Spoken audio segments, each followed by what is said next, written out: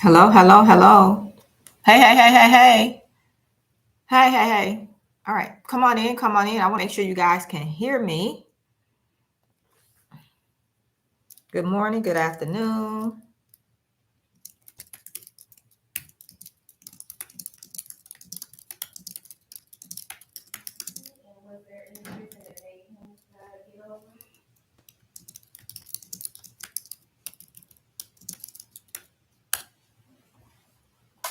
Good morning, good morning. Come on in, come on in. Can you guys hear me okay?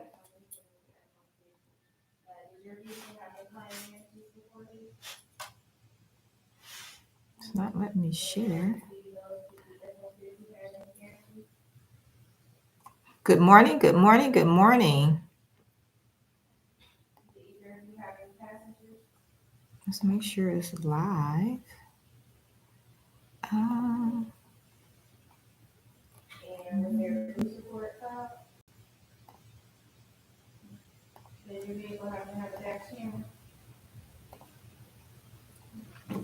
all right, come on in, come on in.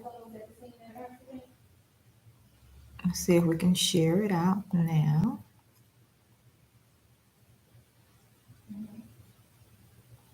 Today, we're going to be talking about pricing mistakes.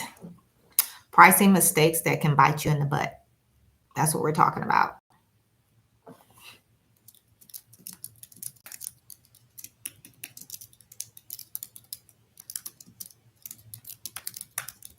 So while you're here joining us, let us know who you are, where you're joining from, and what you offer to the government.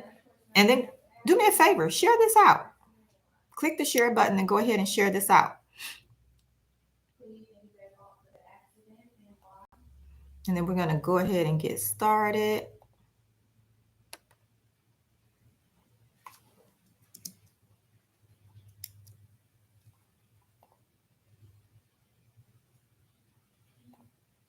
All righty. All right, so come on in. Let us know who you are, where you're joining from, and what you offer to the government. And then go ahead and share this out. Click the little arrow button and share this out. See you guys coming on in. So come on in, come on in. Welcome, welcome. I am excited to be sharing this with you here today because, yes, let me tell you why. Let me get my notes over here. All right, so that's not it. Hold on. That's not what I want. I had to reboot my computer, so hold on one second. But come on in, let us know who you are, where you're joining from. I want to know who you are, where you're joining from, what you offer to the government. And then I'm pulling up my notes. Here we go. Got it. All righty. So let us know who you are and where you're joining from. All righty. Priscilla, good morning. Good morning. Janitorial, Alvin Shepherd. Your name sounds familiar. Good morning, New Orleans. What do you offer, Alvin? Charlotte, Alabama. Janitorial. Isn't that how you guys say it? So welcome, welcome. Cool, cool. Glad to have you guys. So we're going to be talking about pricing mistakes that can bite you in the butt today because I know it to be true. The reason is because this past week I've had this conversation several times with clients inside of my Contractors Edge Bootcamp. And so if they're having this issue, you're probably having it too. And so I just want to help you guys in alleviating this problem that could cost you a lot and definitely bite you in the butt. So we're going to talk about it. So I want you to put in the chat a 1 if you've won a contract. So I just want to know who I'm talking to. If you won a contract, put a 1 in the chat.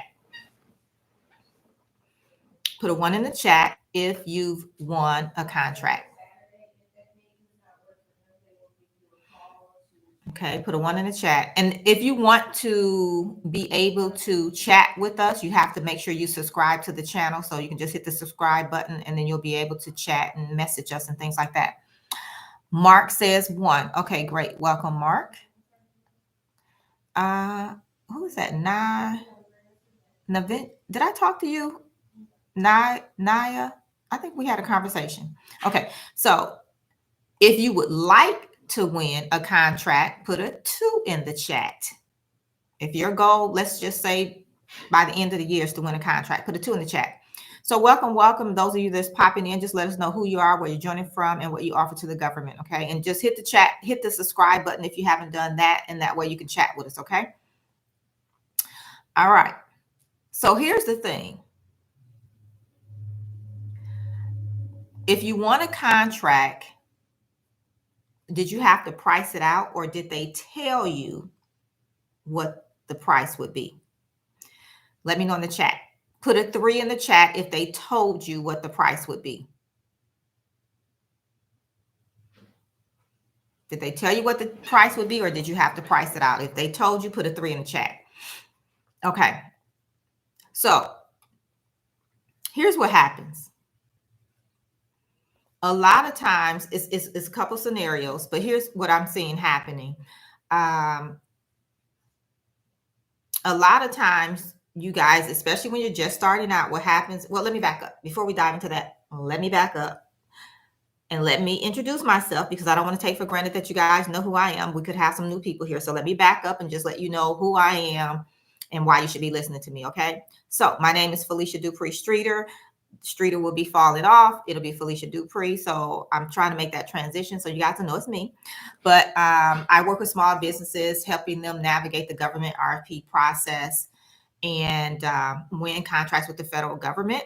And I work with small business owners that are looking to make that move, like make it a game changer. They're not looking for the small micro contracts. They are looking for the big contracts. They want to take their business to $1 million a year and then on to those $1 million government contracts. So those are the people that gravitate towards me. In most cases, most of them, their first contract is usually around $100,000.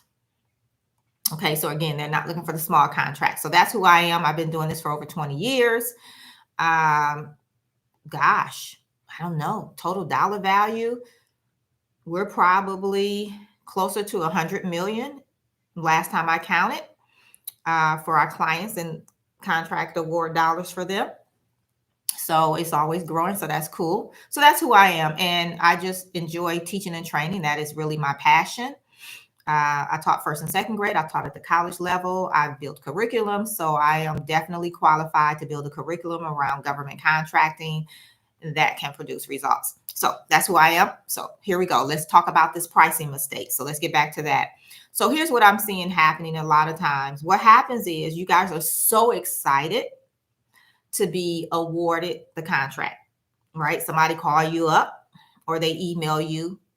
And of course, you've reached out to them. You know, they're not just finding you out the blue, but they're like, hey, here's this opportunity. And we're paying, let's just say $50,000. You know, do you want this contract? And you guys are saying yes, which is fine, as long as you ran your numbers. And so what I found is I had a client and they said yes. And it's a gravy contract, you know, don't get me wrong. Remember, ideally their contract starting out is $100,000. So my client has this contract, it's over $100,000. And so now we're looking at bidding on a contract. We've been running the numbers. We'll probably solidify it today on the call, but we're somewhere between 300 and 400,000. And so last week, my thing was I asked my client and I said, you know, what's your overhead? You know, how much is your profit? How much did you profit on this last one? So, you know, how did you come up with that number? So that's how I realized that a lot of times you guys are just accepting the number that they give you. You can't do that. You can't do that, because how do you know that's a good number for you? How do you know that that number will be enough for you? One, if you're subbing the work out, to sub the work out to your subcontractors, right? And still have money left over. How do you even know it's enough to pay them at the very least? So that's why it's important that you run the numbers yourself. So never accept the number that they give you without running the numbers yourself. So what do I want you to do? If you're taking notes, I want you to write this down. And if you're not taking notes, write this down. One, you want to run your numbers always. always run your numbers. Okay. So that's the first thing. And I see more of you guys jumping on. So definitely let us know who you are, where you're joining from, and what you offer. And welcome, welcome. And hey, if you're digging what I'm putting down, go ahead and give this video a thumbs up. Hit the thumbs up button. All right. And we're going to continue. So that's the first thing. Run your numbers. Now, what numbers are you running? Sometimes we're running numbers, but we're not including all of the numbers, all of our costs. So here again, we still have a problem. So here's what I want you to know. Here's my notes. One, don't just accept the number that they give you. That's the first thing. Okay. You have to know your in-house numbers. You should always know your in-house numbers. You should always know your capacity. You should always know, your monthly expenses, your fixed expenses, because they're not changing. So you should know what those are month in and month out. All right. As we're talking about pricing out your projects, we're talking about your overhead. You should know your overhead numbers. So when they give you a number, or if you have to price it out yourself, you want to make sure you're including all of your numbers. So just an overview of those numbers. You want to make sure you're including all of your direct costs that is directly associated with that particular bid. That's directly associated with the work you will perform and do on that project. So all of your direct costs. And then you want to make sure you're also including your indirect cost. Okay, so there's going to be some indirect cost as well. So I just give you one example. One of the things is, let's just say, okay, I had a client yesterday, so she has to get workers' comp now because she was awarded a contract and they require workers' comp. So now she has to get workers' comp. Now, we all know workers' comp is kind of like, how do I want to say it? Let's just say health insurance. It covers a whole bunch of different things. So same thing with workers' comp. When you get it, it's not just going to apply to one project. It applies to all the projects that you get because it's for the company, right? So you can't put all of that cost to the one project, right? You'll split it up amongst all of your projects. But a portion of that should be charged to that particular project, right? So that's indirect costs. The other thing I see you guys leaving out is you're considering your subcontractors. You may even be considering your workers' comp, bonding, all of those things. But what about you? Even if you're not actually performing the work per se, you're still managing the project because it was awarded to you. So there's paperwork you have to do. You're talking to your client, the contracting officers or the prime contractor, right? You're having to talk to them. You're having to manage your subcontractors. You're probably having to go out and visit the site and things like that. So you're doing work as well. You're invoicing, right? Receiving the payment and then paying your subcontractor. So you're doing work as well. Have you accounted for that in your cost? Because if you have not, then that cost is coming out of your profit. And then the third thing is you need to be including profit, right? So you want to make sure you're putting your markup, your profit on the cost. Okay, so I wanted to share that with you guys. So if that's making sense for you guys, put a 4 in the chat. Is that making sense for you guys? Put a 4 in the chat.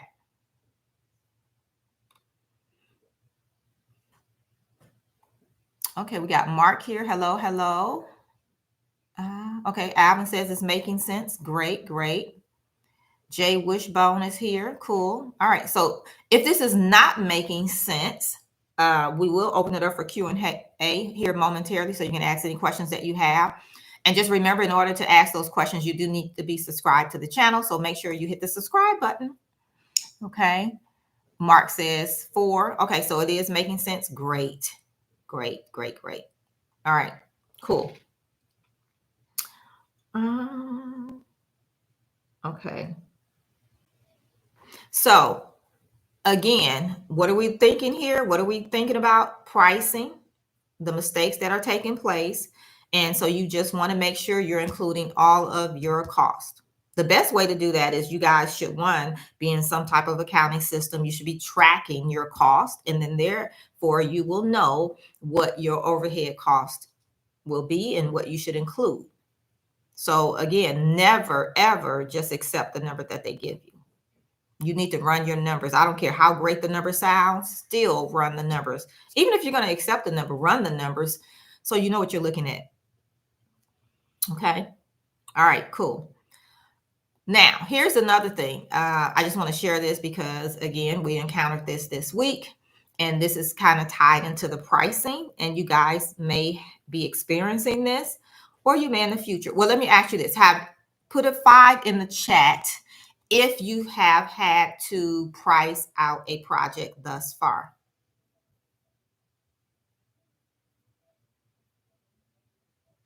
Put a 5 in the chat if you've had to price out a project thus far. Okay. So one of the things you guys, so nobody's had to price out a project as of yet. Whoop. Have you guys submitted a bid yet? Put a 6 in the chat if you've submitted a bid thus far.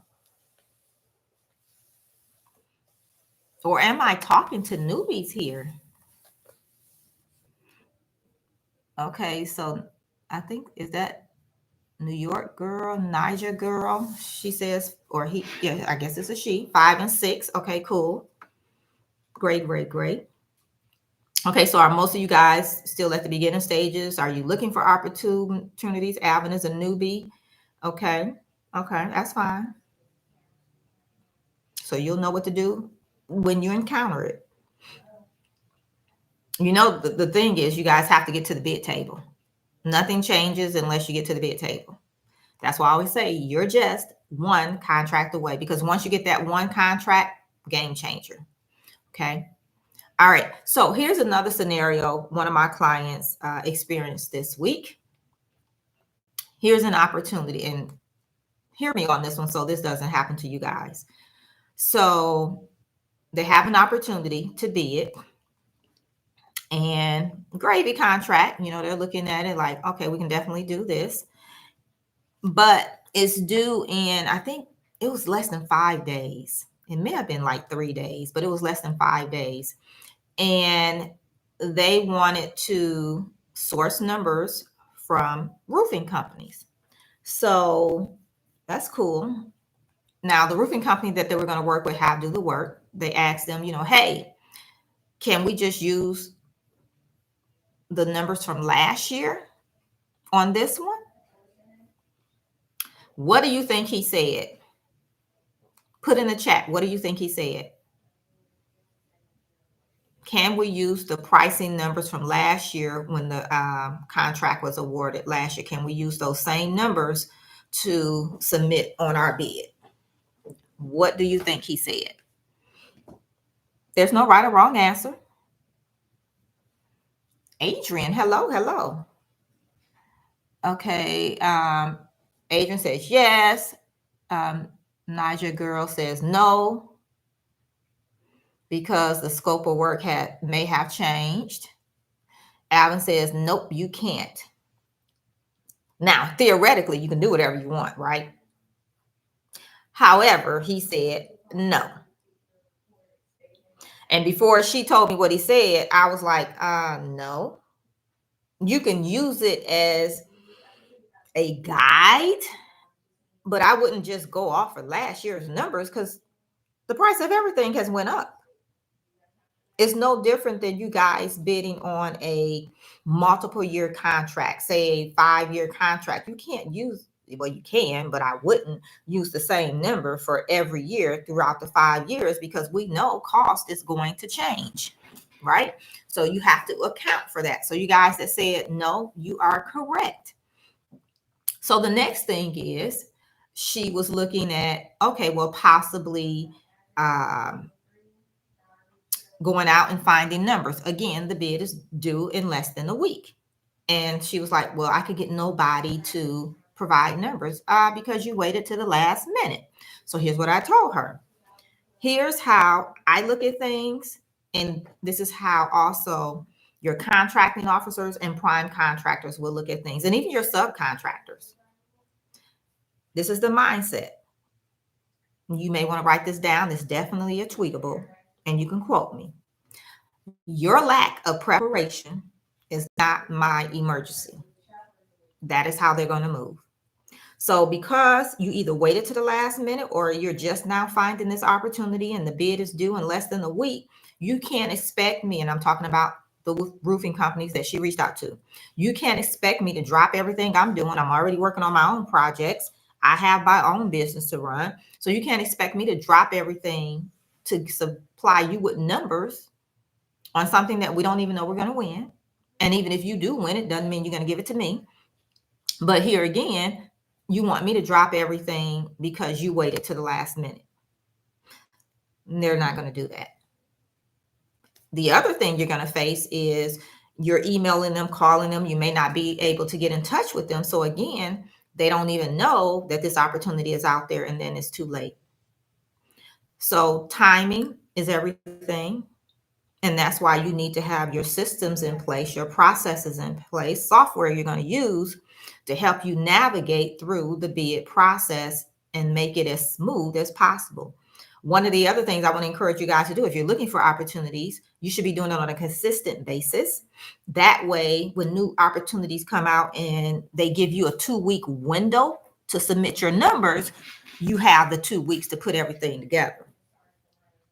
Here's another thing I want to leave you guys with. You should also know how long it will take you to put a bid together. That way, when an opportunity come up, you can look at it, see when the due date is, and then that'll help you in determining if you have enough time to put it together. Including in that time is not just your time, but the time of your subcontractor submitting their numbers to you as well. Because here's what's going to happen. You have to, source your numbers. So get your numbers in from your subs, vendors, and things like that. And then you have to compile all of that into your final number and submit either a quote, if that's what they want, or an actual proposal. And those things take time. All right. So if you're digging what I'm putting down here, go ahead and give this video a thumbs up if you haven't done that. And I appreciate you for that. And share it out. Share it out to someone. That way, you never know. Your subcontractors may see it and know that, hey, we all need to be on top of our numbers. And here's another piece of it.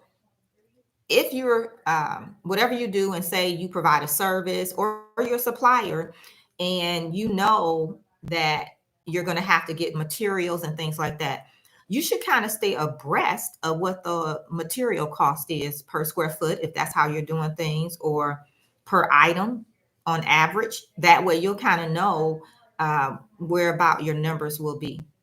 Okay.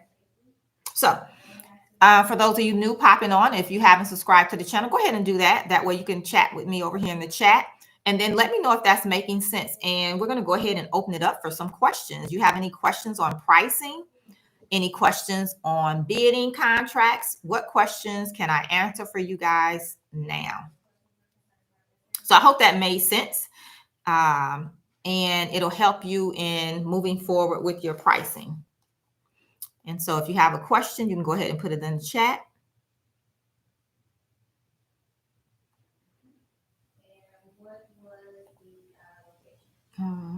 Hey, Angela. I almost want to say your name looked familiar, but I'm not sure. Maybe. Have we talked in the past? So Angela says, is there a software to help with pricing? So yeah, there's plenty of different softwares out there. You just have to search, what are you offering to the government? But there's many different software systems out there for pricing that you can look into. You can create a spreadsheet and plug your numbers in and, make it formulate and all that, things like that, put the formulas in. We also have a pricing spreadsheet that I share. Let me see if I can pull the front page up, because I think I have it printed, that I share with my clients inside of my boot camp. I think I have a copy here. Let's see. Yep. So this is just the front page, and it's an Excel spreadsheet, but I share this with my clients. Yep. pricing spreadsheet. This is like the front sheet, of course, all and this, so it's more sheets attached.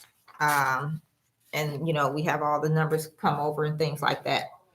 So yeah, it works just as well. When you're doing a spreadsheet, then it just allows you to put it how you want it and give you exactly what you want. But yeah, you can use a software as well. There's estimating softwares out there, so you may look whatever you're doing, estimating or something like that.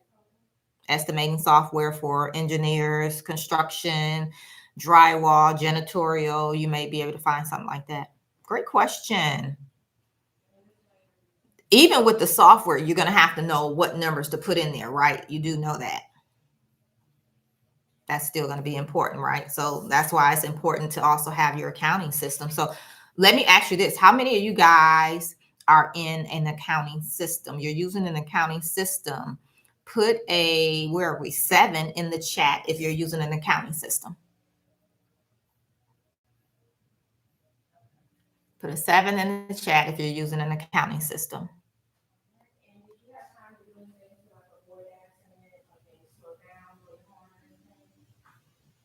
Ooh, none of you guys are using an accounting system? Oh my gosh. Okay, so you need to get into an accounting system.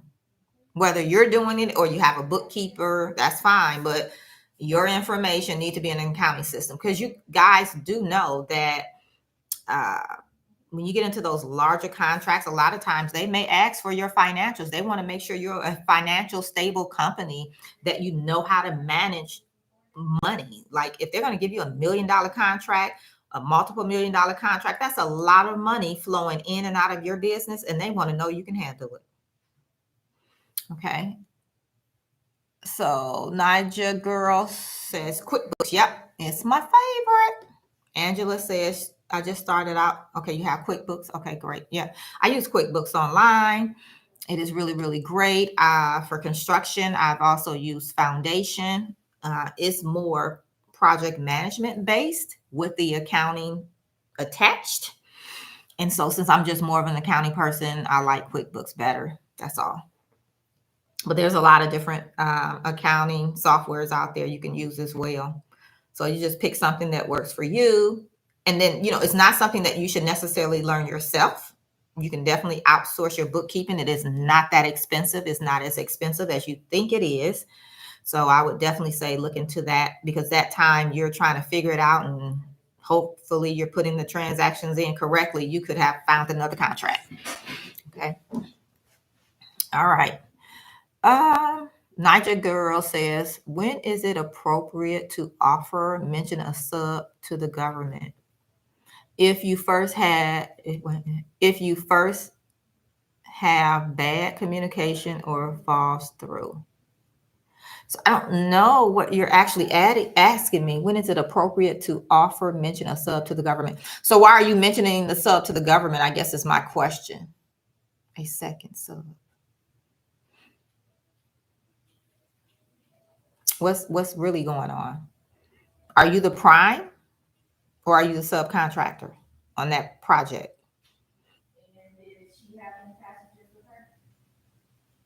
Because theoretically, as the prime, and I'm sure it's more to what you're asking than what you're putting here. But if I was the prime on the government contract, I mean, really, there's no reason to mention my subs to the government. Yeah, I don't know. I would definitely need more context, because I'm not sure exactly what you're asking, but it sounds like something's going on there. All right, any other questions? Any other questions before we wrap up? So I just wanted to make sure I shared that pricing with you really, really quickly here today, because pricing and knowing your numbers is very, very important. I can't stress it enough.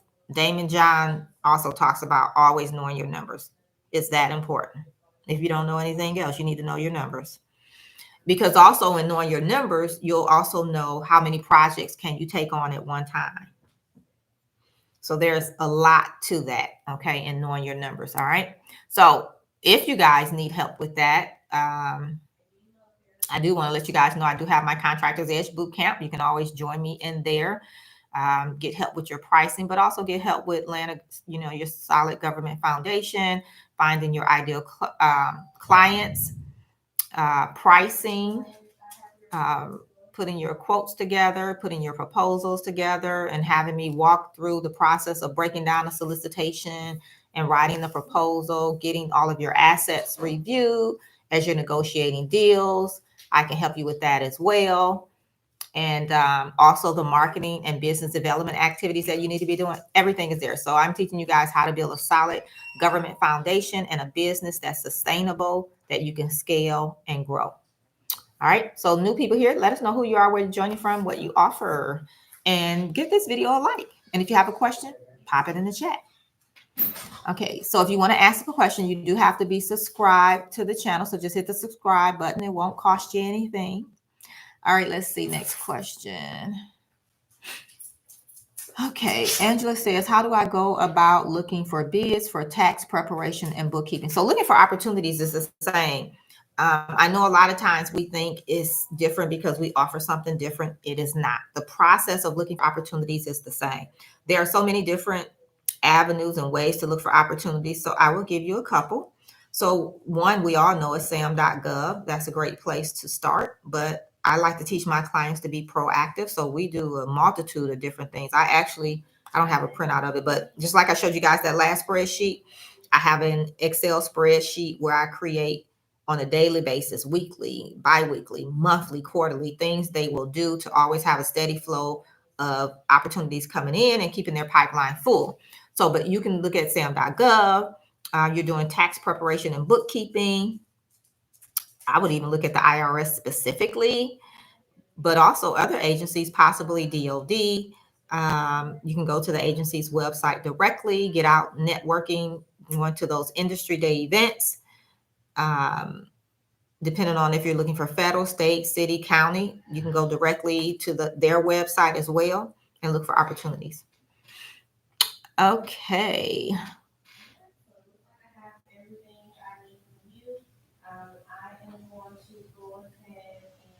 Okay, so Naja girl, it said, okay, so she's expanding. If the first subcontractor falls through or has poor communication, I guess is that, or are you saying the prime? When is it okay to fire the first sub and go with the second you got a quote for? So it's all in the contract.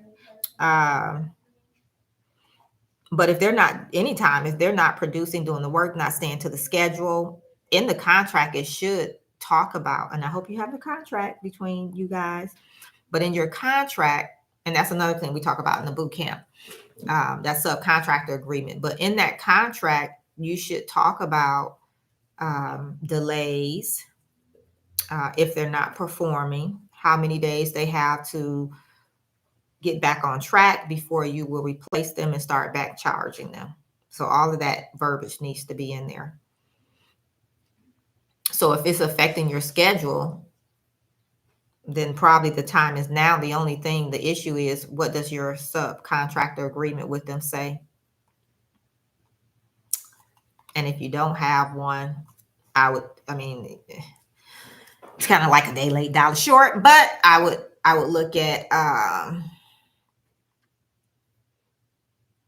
how, if it's putting your project behind schedule and it's costing, because when you get behind schedule, it's going to cost, then it's time to make those changes. That's where you have to send those certified letters and things like that. Like, it's a process, and all of that should be in the contract on, if this happens, this is how this will flow. Okay. I'm just going to say key something, door. Okay. It says, I'm not sure if you answered mine. If you did, my apologies. I didn't hear. I didn't see a question from you. So key, door, copy and paste your question back. I didn't see it. I don't see it. So you have to be subscribed in order to ask a question. So just, repaste it. Okay. Della Reese, Austin. They say, Hello, where there is a difference. Okay. Well, oh, you're saying there's a difference if this is a teaming and subcontracting. Again, yeah, but it still depends on what does the agreement say. Because you can be teaming with someone and they're the sub and you're the prime and they don't perform, you still have the same issue. Now, if they're the prime and you're the sub, then the leverage is a little bit different, but you don't have to stay there either. But again, it's all in the contract. That's why it's important to have the contract. And I have a video on this channel where I talk about getting it in writing. Like, that's so important.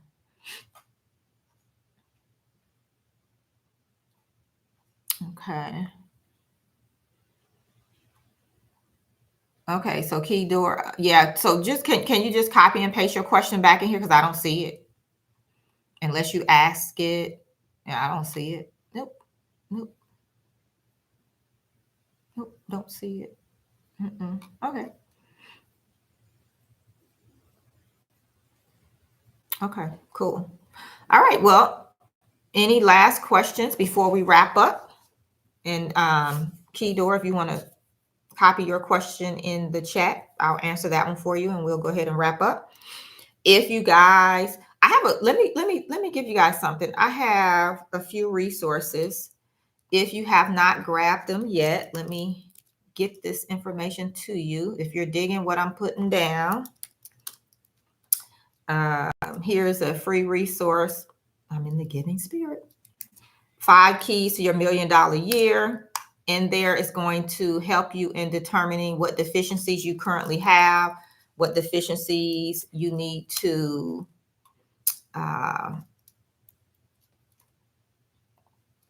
take care of so that you can build a $1 million business as a government contractor and really just get that first bid done fast.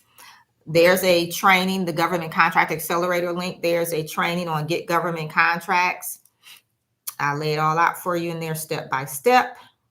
What else I got?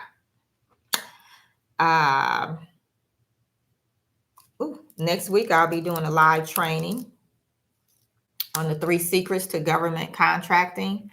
On 3 secrets to win government contracts. So there's the link there that says training. You can check that out. So all of those are free resources for you guys.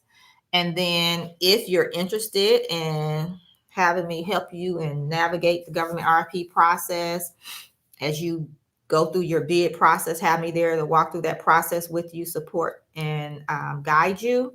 You can definitely check out my Contractor's Edge Bootcamp, and there's the link for that. And if you're interested, you can book a call. We'll have a chat and make sure it's a good fit, and we can get you going there, especially if you want to get a contract in the next 90 days. You need to be in the boot camp. Okay, so, all right, Key Door, did you find that your question?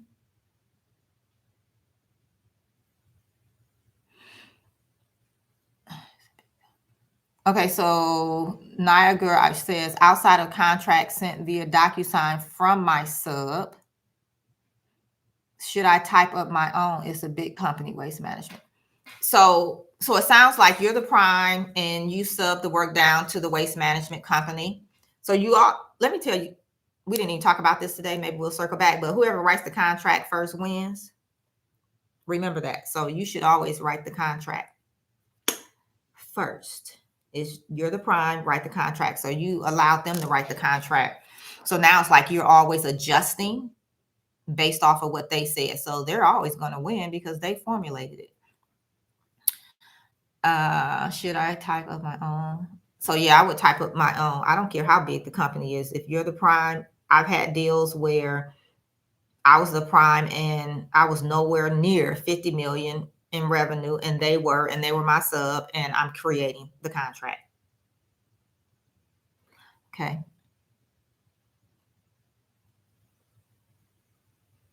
I don't know where your question is going, Key Door. It is not posting here.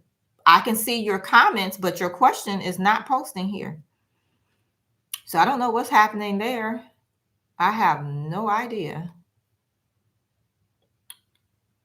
I don't know. So maybe Yeah, I don't know. I don't know what it's doing. You can reach out to support@FeliciaStreeter.com and send your question there. I don't know what's happening. I don't know. All right. Well, I appreciate you guys hanging out with me, coming to learn about pricing mistakes that can bite you in the butt. So hopefully this has been helpful. If it has, type a 8 in the chat for me and let me know that this has been helpful for you guys. So hopefully it'll help you with your pricing moving forward. And then those of you that did have a question and you asked your question, hopefully it's helping you move forward so that you're not stuck and getting you closer to getting your first bid done fast. That is always the goal, to get the first bid done fast. After that, it is smooth sailing. All right. So I appreciate you guys coming to join me. We will be back here again next month. So I will be doing a live monthly. If you haven't subscribed, do that. Share this video out as well. And if you subscribe, you'll get notified when I come live anyway and when I drop new videos. Okay. So have an awesome rest of your day. And remember, you're just one contract away. Bye for now.